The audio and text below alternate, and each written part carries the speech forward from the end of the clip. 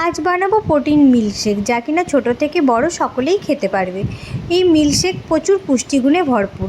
তো আমি কীভাবে বানাচ্ছি তার জন্য তোমাদেরকে ভিডিওটা দেখতে হবে। তো আমি এখানে কলা নিয়েছি, সিঙ্গাপুরি কলা দুটো নিয়েছি, আমি পিস পিস করে কেটে নিয়েছি।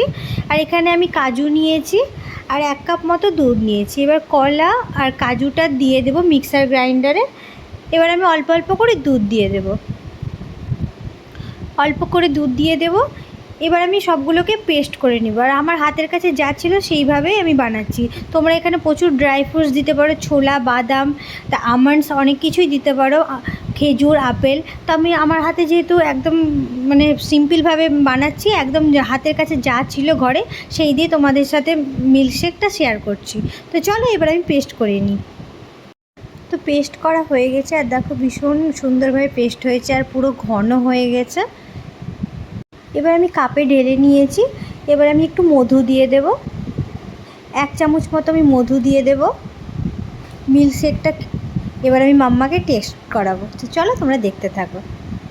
কেমন হয়েছে মাম্মা? ফিরন করো। তো আনভির তো মিল্কশেকটা খুব ভালো লেগেছে।